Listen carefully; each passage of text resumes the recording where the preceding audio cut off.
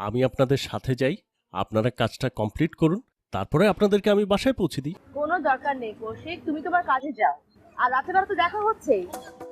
অনেকদিন পর একটা পার্টি হবে বাড়িতে, I am so excited.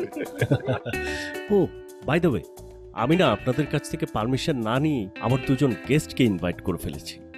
That's okay, most welcome. নিয়ে আসবে তুমি। অবশ্যই, আর শুধুমাত্র দুজন মানুষ কেন, আরো যতজন মানুষ পারো তুমি দাওয়াত দাও, কোনো সমস্যা নেই। আমি তো আরো ভাবছিলাম দাওয়াতে ইনভাইট করার জন্য মানুষই খুঁজে পাচ্ছি না। না না, ইটস ওকে, আমি মাত্র দুজনকেই বলেছি। ভেরি গুড, ওকে। আমি কিন্তু লেট হয়ে যাচ্ছে আমার। না, যাও, যাও, যাও। ঠিক আছে, কথা হবে। আমি ফোন দিচ্ছি, বাই বাই। হ্যাঁ হ্যাঁ, বাই বাই। চলুন তাহলে আগাই।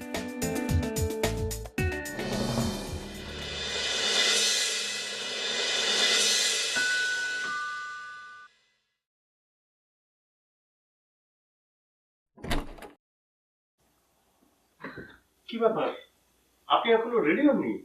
না, আসলে ভেবেছিলাম যাব, কিন্তু হঠাৎ করে আমার হাজবেন্ড ফোন করলেন, উনি আসছেন, সো যেতে পারছি না। বাট আমার বেস্ট উইশেস থাকলো আপনাদের জন্য। ও, এমন একটা কজ দেখালেন, আপনাকে এখন প্রেশারও করতে পারছি না। এনিওয়ে, আঙ্কেল রেডি হয়েছেন?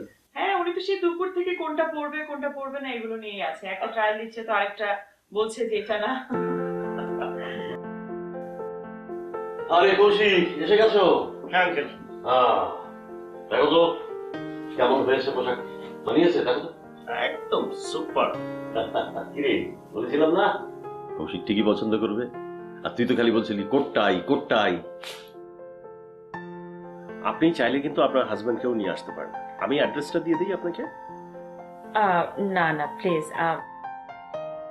আমি একদিন গিয়ে আপনাকে এবং আপনার ওয়াইফকে নিজে পার্সোনালি উইশ করে আসবো।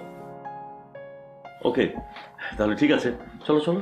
আচ্ছা কৌশিক, একটু খেয়াল রাখবেন, হ্যাঁ, বাবা যেন উল্টাপাল্টা কোনো কিছু খেয়ে না ফেলেন।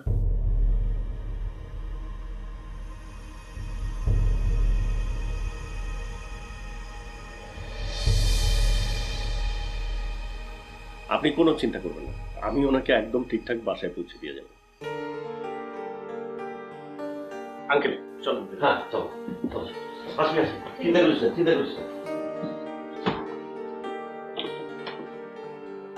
ফোনটা ধরো ঠিক মতো।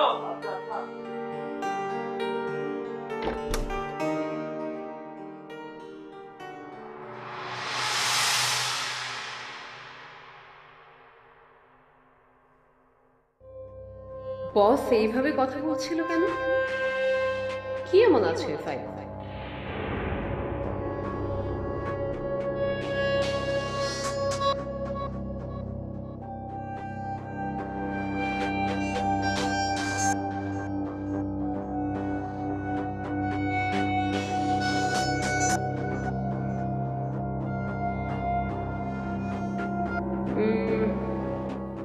খুলে দেখবো নাকি একবার কি আছে?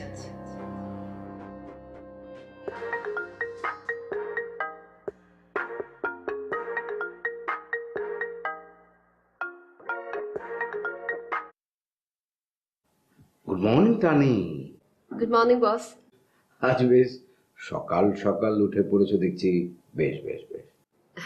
জি, ওই যে কাল আপনি বলার পর।